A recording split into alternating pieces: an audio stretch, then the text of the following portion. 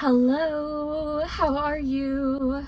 So good, so glad we're here together again. Today's episode is about empathy and how we can scale empathy using AI. Isn't that such a cool topic to focus on? I think it is. Okay, cool. So kindness is a business strategy. If you know how to speak your mind, share your thoughts, creativity is easier than ever. But do you know what also is easier than ever? Showing compassion. Why? Because we now have a tool that can help us be more thoughtful, intentional, and considerate. With that in mind, today's newsletter is all about how you can use ChatGPT to give an extra boost to someone else's day.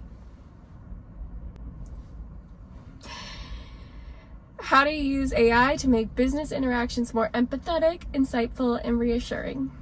So 3 ways you can use AI to be more considerate in business. As service providers, whatever service that you provide, your job is to supply clients with the right tools to cross the river to where they want to go. But the journey across isn't always straightforward. To keep this river crossing analogy, here are 3 compassionate ways to showcase your empathy and build stronger client relationships. I would just like to note too that in my presentations, I love analogies, and I feel like analogies help people consume education. And in some ways that is a kindness, but also because of the tool of ChatGPT, it really helps clarify an analogy. Sometimes I can go all over and do like 3 analogies in one lesson. And like ChatGPT helps guide me better for you. And I feel like that's the whole thing. Number 1, building a bridge of communication. Personas, a buzzword in AI for a reason. The better we understand how someone thinks, the better we can communicate with them. Like mind mapping, personas help us anticipate a client's thought process. For example, does your client make decisions based on data or emotions? Follow their heart or require clear proof of evidence? Need direct communication or a more nurturing approach? Once you identify these traits, you can pre-code a persona into ChatGPT. Now, before sending an important email or market update, you can test how your persona would react to the message. AI can highlight areas of confusion, potential concerns, and ways to improve clarity. Try this prompt. Analyze the following email for my persona. You have to set up your personas before you can do this prompt. So in that idea, it would either be you already have a code word for your persona, or you can just insert the aspects of the persona, like say their age range, like if they're anxious, like what's their love attachment, honestly. All these little things. If it's your assistant, maybe their DISC tests. Analyze the following email for my persona, insert persona. Tell me what they like about it, what they dislike, and how to better communicate to remove any confusion that they might have. By laying out the bridge in that perfect way that fits your client's mindset, you strengthen the foundation for successful communication. And I think building the bridge of communication is so important because I was just recently at a wedding and asking people on camera, like, what do you have as advice for the couple? And all of them were like, communication's everything. Communication's everything. Communication's everything. And so knowing exactly who you're communicating to is a benefit for small businesses. Big businesses, they're selling to the entire world. They don't have the ability to really craft a very detailed persona like a small business can. So never more than ever has small businesses been in a better position than corporate, and they hate it, but they also are excited because you don't know it yet and you're not acting on it yet. And we need to step it up a little bit, make them sweat. Let's do it. Number 3, preparing for the weather, helping your clients navigate anxiety. Oh, that was number 3. Sorry, I skipped one. Let's go back up to number 2. Anticipating their needs and providing maps. Guiding a client from point A to B is standard in any industry. I had you walk through the door and then you're gonna walk out the door with something in your hand. But what happens once they arrive? Owning something, whether a house, a business, a car, comes with new responsibilities, ones they might not even be aware of yet. Like IKEA furniture. As a thoughtful service provider, you can go the extra mile by anticipating what they'll need on the other side, sorry. For example, a new homeowner might not realize that they need a home maintenance checklist. A first-time buyer with a baby on the way might appreciate a baby-proofing guide. A retiree downsizing might benefit from a list of home safety modifications. So this list of things, classic. Understood. It is essentially, really, my job as an owner to make sure that I maintain the checklist of my home and that I baby-proof my home for a baby, and that at the end of the day, if I'm helping an elderly move into a home that I care for, that they are in a safe space. But we're about to enter this weird shift where you're gonna have a lot more time on your hands, honestly. And I know that sounds really strange because I'm sure you don't have a lot of time on your hands right now. But if you start using AI to its full potential and you start automating and you start operating in that way that is gonna be real fun for your aspect of getting time back in your pocket, girl. Okay, it's gonna be great and it's gonna happen. It might not happen right away, and also it's going to take some effort, which is going to take extra time from your plate to learn how to give time back in the first place.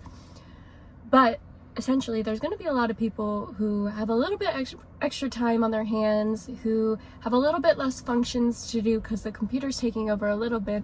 So we need to add extra functions to give.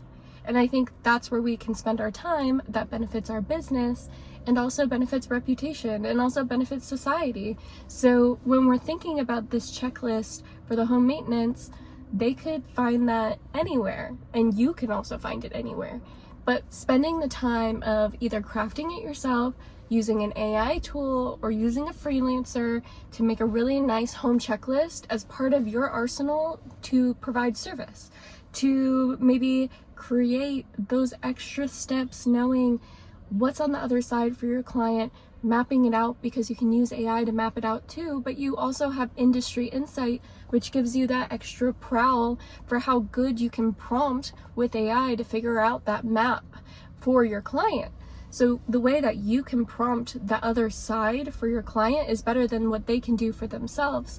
So knowing that extra care, that extra time that you can put in and make this asset to hand to them after they have your product is a beautiful way to show empathy. And instead of spending hours doing it themselves, you can do it, and you can also do it in seconds if you use AI. Even better, ChatGPT is connected to Canva, which Canva's changing the game. But ChatGPT is connected to Canva. I haven't had so much success with it. Honestly, I need a deep dive. I need to watch someone else's videos because the way I'm prompting just isn't working. But I love Canva in general. And one of my favorite hot tip, one of my favorite ways to use Canva is say that here's like a really clear example because this is how I first ran into this. But you know, highlights on Instagram are the little bubbles at like the top of your page if you have saved stories. And those highlight bubbles graphically, maybe you just want one image on it, and let's say you're a real estate agent, for example, and you want one to have your listings and one to have your closings and one to have like your personal stories, and then other stuff. So then you tell ChatGPT that you're wanting to get an element feature, or you just want to have a graphic image that showcases, and then you list out the titles that you're looking to have in your highlight bubble. Then when you get that list, you're getting it in words. So then I take that word, for example, like if it was the celebration of just closed and it was like a bottle of champagne popping, I just take those words and then search in Canva's element feature. So when I'm playing around with Canva, I use ChatGPT a lot, and a lot of the parts that I use it for is because the design element of Canva is related to wording, because I have to use the word to find the element in their features. So then if I know the words, which ChatGPT, that's what its job is, so I'm going to go into ChatGPT and tell them what visually I'm trying to create, and they'll tell me what words I need on the screen, and then I take those words, take it to Canva, and then I find the image to put onto my screen. Sorry if that did not make sense, but I think it made sense. We'll have to rewatch the tape and see, was it a touchdown or not? Who knows? Anywho, so number 3, the third step I think that is a great way to showcase empathy in your business for your clients is preparing for the weather. Helping clients navigate anxiety. Some clients worry about everything. Every small decision feels like a storm rolling in.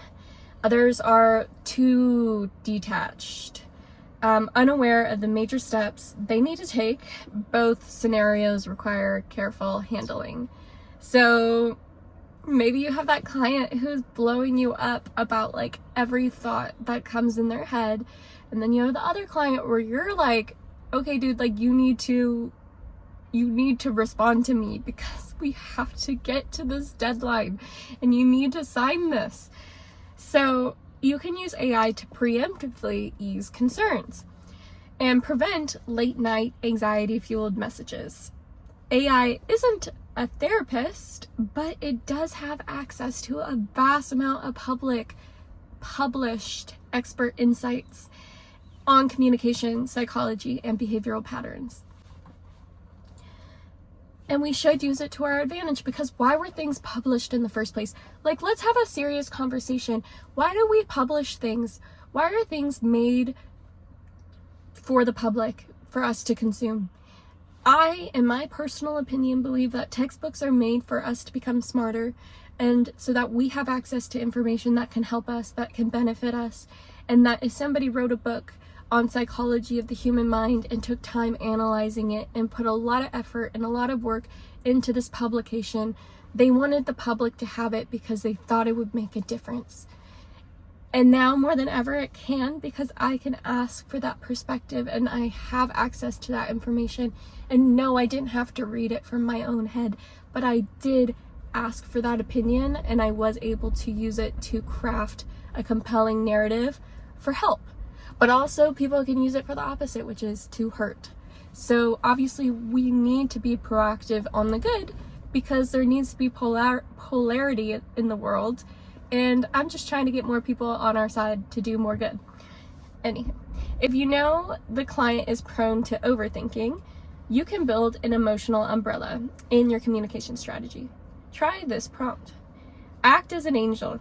Analyze the psychological nuances. Oh, sorry. Let's not skip over that. Act as an angel. I don't know if you saw on TikTok or Instagram. I don't know if it made it to Instagram, but there was a trend where people were telling ChatGPT to prompt like the devil and then tell me how you would like suppress and then put in minority or put in gender. And it went really in depth. And like some people felt like it was very correlated to like how society is structured. Anywho, the opposite is to tell it to act like an angel. And what I love about the word angel is it's not directly related to any one religion in particular. Like, I think a lot of religions have angels, but essentially it's pulling all of the data that has been related to publications with that word. And religion is very symbolic. Religion is very positive in nature. Obviously, it has really serious stories of human nature. But essentially, you're pulling from this very kind space on the internet. And so, act as an angel. Analyze the psychological nuances of an anxious, and then insert the age. Insert some like details about them, maybe like, you know, something that's relevant to very specific categorization of them being in your client segmentation. Like, you know, your client buckets. So they're anxious, put in those specifics that relate to the buckets that you categorize your own people in already as a business owner, and to ask how they would feel buying and whatever service that you're providing. What level of communication and hand-holding would resonate the strongest with someone who, and then describe your direct client. Like the first one was kind of your bucket. This one is like your direct client. If you can tell, this is like where your people skills really come in handy. What can you already tell about them? And then put in that information, and make sure you don't use names. Like, let's keep privacy top of mind when we do this. We don't need to put in their names. And you can definitely always use a code word like client XYZ, you know? Anywho, list out and you might want to do that too if you know your client's going to be with you for a while, if you're working with them like over a long span of time. Give them a code word. Please call them Eagle or Falcon or something. List key preemptive actions I should take throughout the process to instill ease and confidence before they even know they're anxious. Ask for what you want. You want to help them before they even know that they're anxious. So because the internet has a vast system of knowledge of mundane, raw, polished, everything in between, it's going to do a pretty good job being preemptive, and way better than you if you were left to your own devices. And so why not ask for help? And when you get this back and you read it,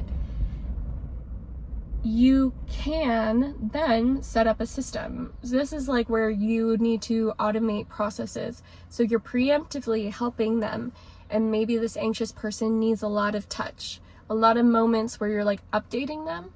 So are there little just messages that you can send out via email? And email has a schedule to send. I think I saw, but I haven't heard anything besides one little blimp of a news article saying that like iPhones were gonna create a send later feature on text messaging. No feedback on that one yet, but that could be on the way. And you can have all those emails written out, and they don't have to be actually data filled, because this person who's anxious doesn't need data filled emails. They kind of just want a little hand holding. So just sit down one day and you could like make a batch of emails that are helpful for them, that they just know that you're thinking of them. By tailoring your message, you reassure clients before stress even arises, setting the stage for a smoother, more enjoyable experience. Final thoughts.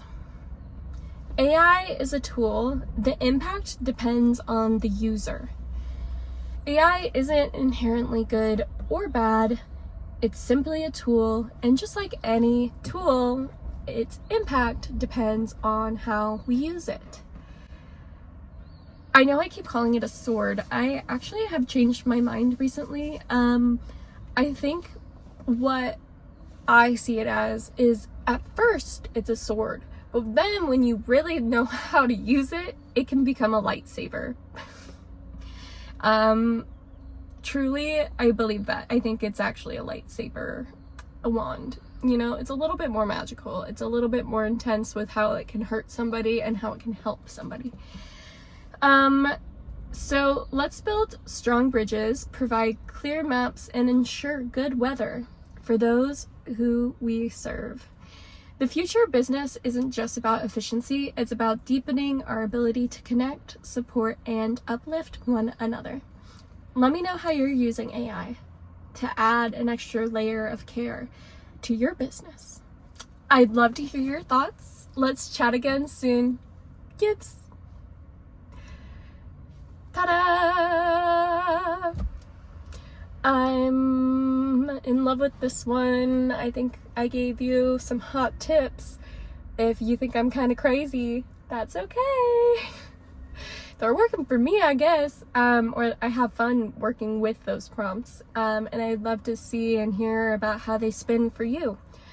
Wishing you all the best. Stay well. Stay alive. See you next time.